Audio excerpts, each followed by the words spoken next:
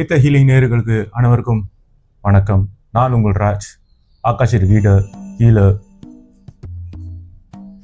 டேரக்கா reader, reiki healer, animal communicator, டாக் மசுவோ. இன்னைக்கு நான் உங்களுக்கு சக்கராவை பற்றி சொல்லிக் கொடுக்க போகிறேன். அதோட பலன்கள், அது இம்பேலன்ஸ் ஆனால் அதோட விளைவுகள், அதுக்கான முத்திரைகள், பிஜிஎம் மந்திரம் மற்றும் யோகா போஸ். ஓகே, இந்த வீடியோ உங்களுக்கு பிடிச்சிருந்தா லைக் பண்ணுங்கள், ஷேர் பண்ணுங்கள், மற்றவங்களுக்கு பலனாக இருக்கும். முக்கியமாக சப்ஸ்கிரைப் பண்ண மறந்துடாதீங்க. உங்களோட ஆதரவை பொறுத்து தான் நான் அடுத்தது எப்படிப்பட்ட வீடியோ போஸ்ட் பண்ண முடியும்னு யோசிக்க முடியும்.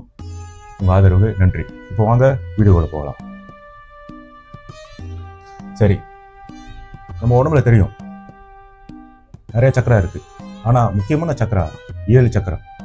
அந்த 7 சக்கரா தான் மெயின் சக்கரா. அது என்னென்ன? மூலாதாரா, சுவாதிஸ்தானா, மூலாதார சக்கரா, ரூட் சக்கரா, சுவாதிஸ்தான சக்கரா, சிகல் சக்கரா, சோலார் பிளெக்ஸஸ் சக்கரா, மணிப்புர சக்கரா, ஹார்ட் சக்கரா, அனாதஹா, விசுதி, த்ரோட் சக்கரா, தேர்ட் ஐ சக்கரா, அக்னி, சஹாசார சக்கரா, கிரவுன் சக்கரா. அடுத்ததாக மணிப்புர சக்கரா. இது கூட முத்திரை.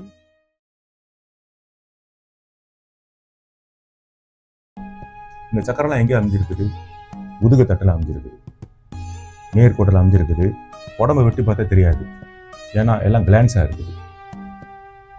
எல்லாம் ஒரு நேர்கோட்டில் இருக்கிறப்போ, வைப்ரேட் பண்ணி இருக்கிறப்போ, ஃபிசிக்கலி, மென்டலி, ஸ்பிரிச்சுவலி நம்ம ஸ்ட்ராங்காக இருக்கும். அங்கே ஏதாவது ஒரு பிளாக்கேஜ் ஆனால் அப்போ தான் ப்ராப்ளம் ஆரம்பிக்குது. இந்த ரூட் சக்கரா ஆரம்பிப்போம். ரூட் சக்கரா ஆக கீழே இருக்குது. இதோ உச்சந்தலையிலேருந்து நேர்கோட்டில் பார்த்தீங்கன்னா ஆக கீழே மையப்பகுதி. எந்த மையப்பகுதினா மலம் கழிக்கிற இந்த துவாரத்துக்கும் நம்மளுடைய பிறப்புறுப்புக்கும் நடுவில் உள்ள மையப்பகுதி. அங்கே தான் ரூட் சக்கரா அமைஞ்சிருக்குது. அதோட நிறம் சிவப்பு.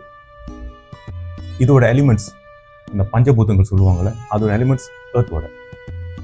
அது உங்களுக்கு பிளாக் ஆகிடுச்சுன்னா இந்த வேர்ல்டோட நீங்கள் டிஸ்கனெக்ஷனாக இருப்பீங்க.